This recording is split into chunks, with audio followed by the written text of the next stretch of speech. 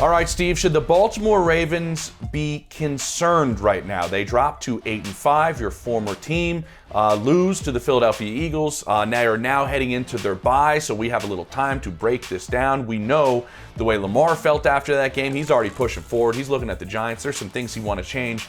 My 2 cents right away, talking to people in Philadelphia, they had a boatload of respect. Like, guys on the defense side of the ball, coaches on that side, they are extremely tough to prepare for. They're built different than almost anybody else, so that makes your week longer because of the things you got to account for. They really had a ton of respect for the way Monken calls it, and they really like this offense. Obviously, Lamar is who he is. They were surprised, and I know you and I have talked about this before. Mark Andrews is back, it seems like, especially in the red zone. And there were some people around the league going after that injury. Are we going to ever get that Mark Andrews back? I think that's a positive because it's one of the better connections we've seen over the last couple of years. Just right off the bat, your initial thoughts. Are there concerns in Baltimore? You have to say yes for a number of reasons. Justin Tucker is not the Justin Tucker that we have known him to be. There are some technical things that he's going to be working on to get himself back. You normally don't see a Justin Tucker who's missed 10 kicks. He's made 158 kicks in his career, 70 plus. He's down to 50%, and people are looking like, oh my gosh. Missed 3 kicks in this game, Steve. He hasn't missed 3 kicks in some of these seasons. Yes. That's the overreaction, right? Justification for that because of, we've been talking about Justin Tucker for the last 4 years as literally a shoe-in Hall of Fame kicker. For sure. Put him next to Adam Vinatieri, just how clutch he has been. Mm-hmm. But also, too, with Mark Andrews, I personally believe, my humble opinion, he didn't say this, I haven't spoke to him.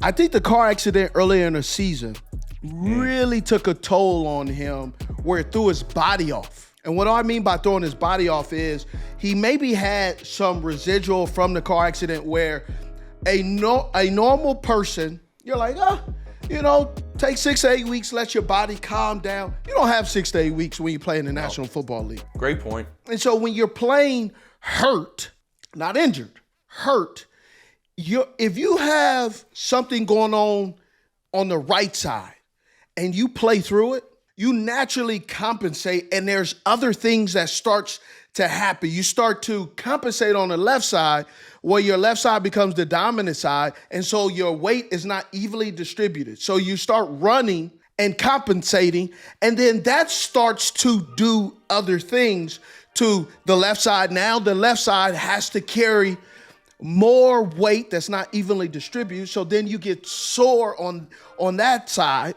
That's overworking, and then you're trying to still heal the right side, and all of a sudden, right, this is old South word, you get cattywampus, right? And so you're just never really the guy. You can see, like, at times he hesitates and just not there. I think now he's fully recovered. His body now is back.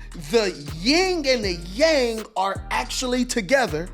And that makes a great 89 where he goes up in the end zone and, give me that ball, baby. And one of the other things that I've seen as Mark Andrews starts to come back to his Pro Bowl form, teams now are starting to double team, are starting to intentionally take away Isaiah Likely. He's starting to see different matchups. He's starting to see top corners or top safeties who are trying to get hands on him because he also, being a tight end, he has to chip a little bit. They got to hide him and have him chip, have his fingers or his hands in the dirt because they need to help that offensive line, right? It's been very difficult also to watch the Baltimore Ravens because you know what they're capable of doing.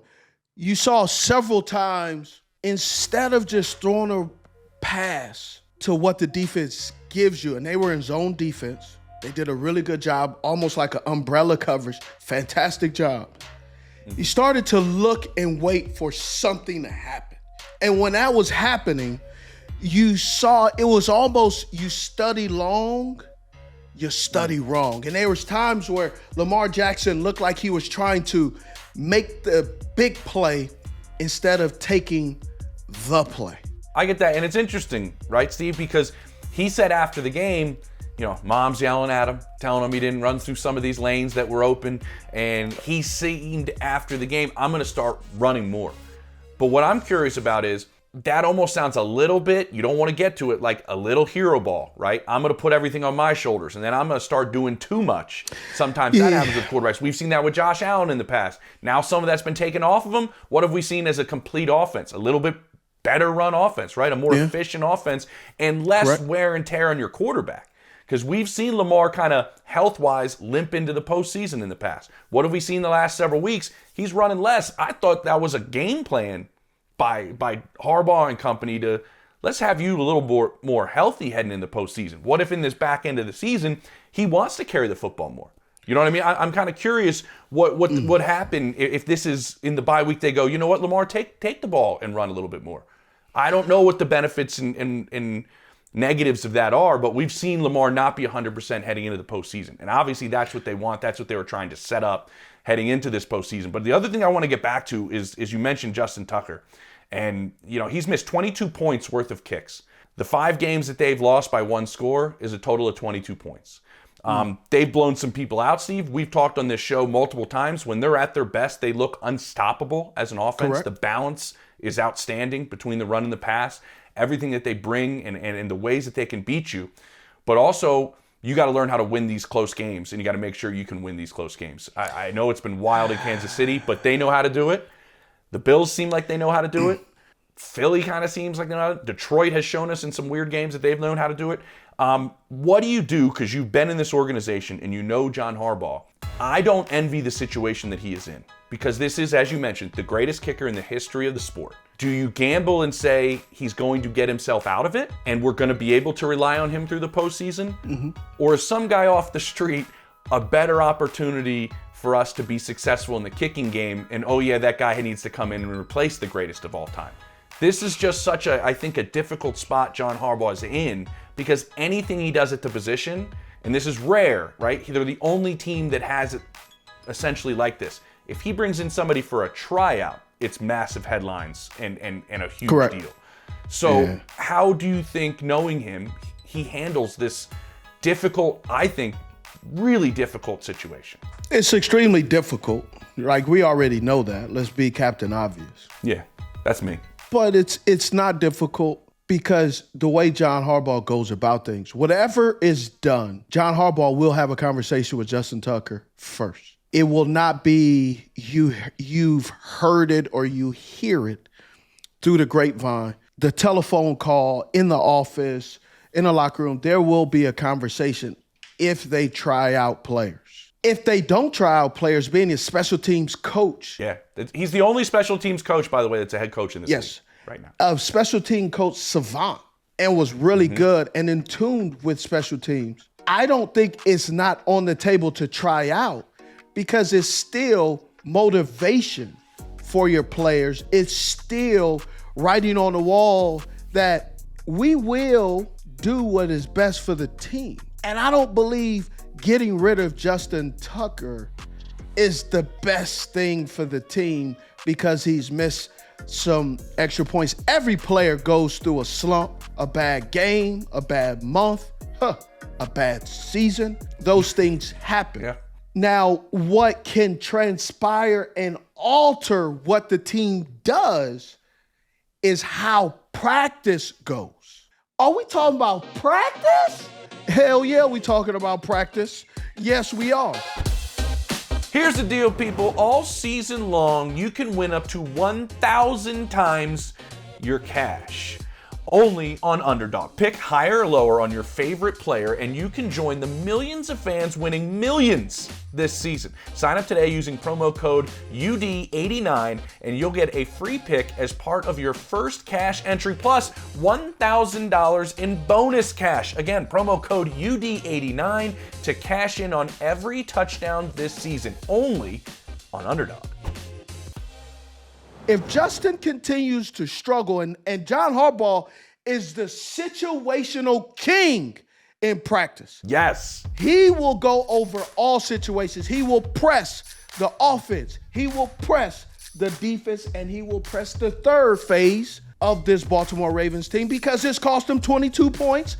which equals up to 5 losses, is he will have what they call Toro, which is 0 timeouts, offense off the field, special teams on the field, 4 or 5 seconds left on the clock, 2, 3 seconds left on the play clock. Can you handle the pressure? Can you dig it? That's what he will do. And Justin Tucker knows that. And so you have to be prepared for that. And Tuck knows that this is his job. This is how he pays his kids' tuition later in life. And so he's taking this very seriously. Justin Tucker is a well-balanced. His palette of talent is extraordinary. Opera singer, piano, he could do guitar. He could do a lot of things. And you saw he had a commercial, and someone that I can't mention because they're in my family and they're a huge Ravens fan, Bailey Smith. She said, and I quote, "Justin Tucker needed to tighten up, Pop." I said, "I know." And so you know what I did? Man, I texted my boy Justin Tucker and I said, "Hey, bro, you're good enough." I like that. He said, "Wow, appreciate it." And I said, "Hey, I can't be a dirtbag my whole life." Because that's what Sis used to say. Sis used to be like, "The dirt bag." Like, we just had little sayings like get each other going. So, but that's just, my point is, and I'm name dropping to say this. Look, when you're teammates with somebody, you're teammates for life. Good or bad or indifferent. You can have your opinions about people, but at the end of the day, times like this is where old teammates, this is where the guys who are on the other side of the tracks now who don't play understand, we know what kind of player you are. We know what kind of player you've been. What you're experiencing right now is rough road. It's not a sinkhole. It's some potholes in the street, but guess what? Call the city, call your local mayor, your councilman, hey, and we'll get that road fixed. Just make sure we smooth it out for Tuck once the playoffs come, and that's what they got to do. I love that. Defensively, though, they got to do something, though. Defensively, they got to get lately. Last two, but they got to. I think they got to get sustain a little bit more pass rush. It was a lot of time. Jalen Hurts was back there going through. He was going through his menu and stuff. He was like, "Yeah, yep, yeah. What page is that? What page? Yeah. Hold on. He had a lot of time back there. True. I mean, but 252 yards holding the Eagles to that isn't terrible. But I totally get what you're saying. The reason I brought that up about closing tight games and stuff, because of what you mentioned. This has been a John Harbaugh specialty. Game management, clock management, those nuances of the game that always gave Baltimore an advantage. You experienced them firsthand, those little aspects.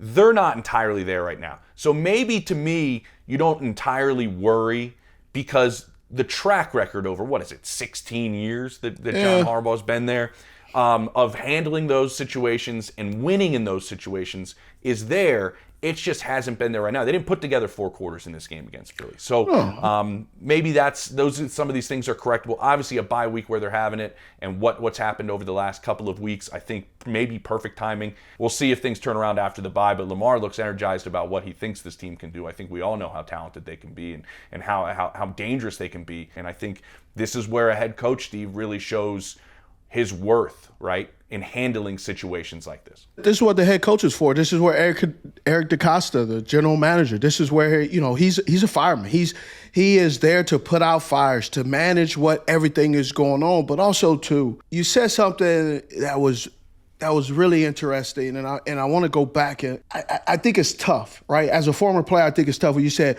you're used to these teams finishing out games. Mm-hmm. Well, when you have a play call sheet, there's really no play call for, hey, what play do we call for 3 missed field goals? Yeah. It's not necessarily that they didn't finish because it was unforeseen, some of the unforeseen circumstances that it's not they didn't finish, they didn't get the points. It was a missed kick. You miss an extra point. I think that is one of the things why the league moved the extra point back, because that extra 10 or 15 yards, that changes everything. Throw some wind in it, time of day, the element, and all of a sudden, a routine 15, 25-yard kick It ain't routine. Now it's a 35, 45-yard kick. We're also talking about 40, 50-yard field goals with the element at night with the pressure. That's not easy. No. Man, I would love to be a kicker during the week. All you do is kick. Yeah. Now, you can't overkick. It's like being a pitcher. You know, you got to stretch. A little long toss in there, you know. But the pressure on Sunday, I need to make this kick right now. You're lining up. You know, you do that whole, right? And you line up and then you look at the holder looks at the long snapper looks at the holder looks back at me, he goes, and then the kicker, you know, he just Give it a little nod. Let's give it a try. Bloop! Just what I just did. I just hit my head just like that. That's how I hit the goalpost. But I was our team's high school kicker, by the way. In high school, I was Really? the kicker too. Yeah. No way. Our holder was trash, so half the time it was fire. We're just running for our lives back there because the ball was usually. In high school, fun fact. You ready? I scored a touchdown and kicked a field goal.